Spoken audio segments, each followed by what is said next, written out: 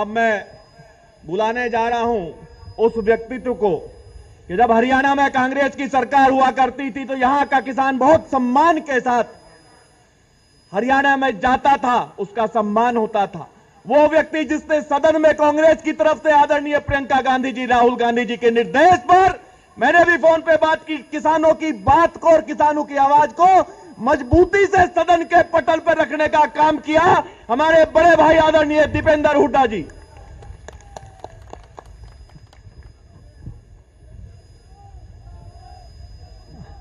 आपकी, हमारी सबकी नेता आदरणीय प्रियंका गांधी जी, हमारे अध्यक्ष लल्लू जी, हमारी सीएलपी की हमारी बहन मोना जी, आज के कार्यक्रम के हमारे मुख्य आयोजक कहूँ या ऐसे भाई कहूँ जो दिन रात आपके बीच में लग के, जिनका संघर्ष मैंने बहुत बारीकी से देखा है। मुझे याद है आज से 14-15 साल पहले बगरा का वो उपचुनाव भी याद है, उसके बाद चुनाव भी याद है, और वहाँ से लेके आज तक जिनका संघर्ष याद है। नाम मुझे एमपी साहब का, हरिंदर मलिक जी का पहले लेना चाहिए, मगर भाई से भतीजा प्यारा, हम पंकज का नाम पहले लेंगे। हमारे भाई पंकज और हमारे आदरणीय हरिंदर मलिक जी, इमरान भाई, विवेक बंसल जी, सम्मानित मंच। मैं सबसे पहले पश्चिमी उत्तर प्रदेश की इस भूमि को बार बार नमन करता हूँ। ये वो भूमि है जिसने कभी अन्याय नहीं सहा। जब भी किसान पे कोई आँच आई तो सबसे पहले आवाज़ पश्चिमी उत्तर प्रदेश की इस भूमि से आई।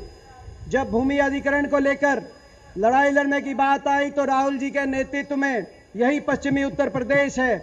पद यात्रा आगरा से लेकर अलीगढ़ तक पद यात्रा हुई और उस पद यात्रा की गूंज देश की संसद तक पहुंची और देश के लिए कानून बना कि किसान की भूमि का पूरा मुआवजा किसान को मिलेगा।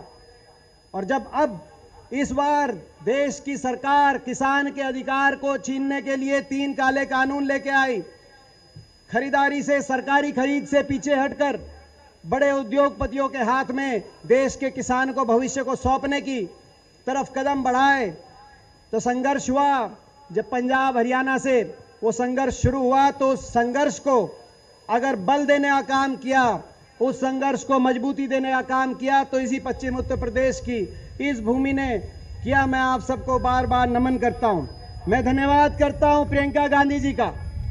जब देश के किसान पे, देश का किसान मुश्किल में आया तो इस आंदोलन में कंधे से कंधा मिलाकर देश के किसान के साथ जो संघर्ष करने के लिए, चाहे वो सहारनपुर की बात हो, चाहे बिजनौर की बात हो, चाहे मेरठ मुजफ्फरनगर की बात हो, आगे मथुरा तक, प्रियंका जी जिस तरीके से दिन रात किसान के संघर्ष में साथ किसान का दे रही हैं, हम उनका धन्यवाद करते हैं। देश का किसान प्रियंका जी आपके इस संघर्ष को सदा याद रखेगा, आपके इस संघर्ष को कभी नहीं भूलेगा। देश का किसान, हम आपका बहुत बहुत धन्यवाद करते हैं।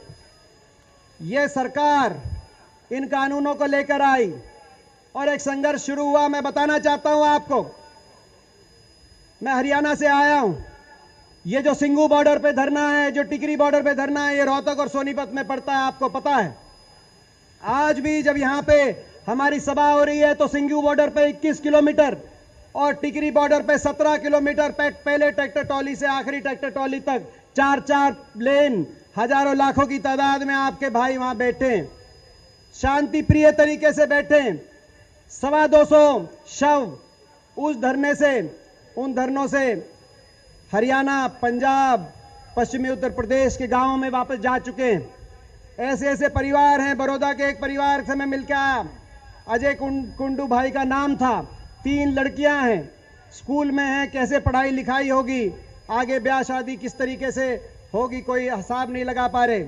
मगर सरकार ने इस शांति प्रिय संघर्ष, जिस संघर्ष की गूंज पूरी दुनिया में गई, और मेरा मानना है आज़ादी की लड़ाई के बाद सबसे बड़ा संघर्ष ये पूरी दुनिया ने देखा है। सरकार ने उनकी बात सुनने की बजाय उनकी आवाज कुचलने की कोशिश करी, ऐसी असंवेदनशीलता दिखाई कि जब सदन के अंदर राहुल जी ने संवेदना व्यक्त करने के लिए, शोक प्रकट करने के लिए इन 225 परिवार के लिए राहुल जी ने कहा कि एक बार आप इनके लिए कुछ कर नहीं सकते, इन परिवारों के लिए, तो कम से कम खड़े होकर 2 मिनट का मौन रखने का काम करिए। तो पूरे देश ने देखा, पूरी दुनिया ने देखा, समूचा विपक्ष उनके नेतृत्व में खड़ा हुआ, मगर सत्ता पक्ष उस समय भी मजाक और हंसी की आवाज सत्ता पक्ष की तरफ से आ रही थी। टीस हुई दिल में, किसान के बेटे के रूप में, एक देश के नौजवान के रूप में हमारे दिल में टीस हुई। ऐसा कौन सा घमंड है, ऐसा कौन सा अहंकार है? मैं आप सबसे पूछना चाहता हूं, ये जो घमंड है, ये जो अहंकार है, इसको उत्तर प्रदेश में आप सब प्रियंका जी के नेतृत्व में तोड़ोगे कि नहीं तोड़ोगे? मैं आपसे पूछना चाहता हूं। किसान के लिए नहीं तो इंसान के लिए ये कौन सा राजहट है? अपनी प्रजा की बात मानने से कोई राजा छोटा नहीं होता, अपनी प्रजा की बात मानने से किसी की हार नहीं होती, मगर ये कौन सा राजहट है? ये घमंड है, ये अहंकार है। और आज इससे आप और हम मिलकर जो लड़ाई लड़ रहे हैं, उस लड़ाई में आज इतनी बड़ी आहुति पूरे बगरा, चरथावल, मुजफ्फरनगर क्षेत्र ने इतनी बड़ी आहुति दी है। मैं आप सबका धन्यवाद करता हूं। अभी बात हो रही थी इमरान जी ने, मैं एक बात कहते हुए अपनी बात समाप्त करता हूं। इमरान जी कह रहे थे कि उत्तर प्रदेश में एक फैसला लेना चाहिए कि जो बीजेपी के सांसद विधायक हैं उनसे इस्तीफा दिलाओ, नहीं तो समर्थन लो। हमने एक और फैसला ले लिया हरियाणा में, जमुना पार।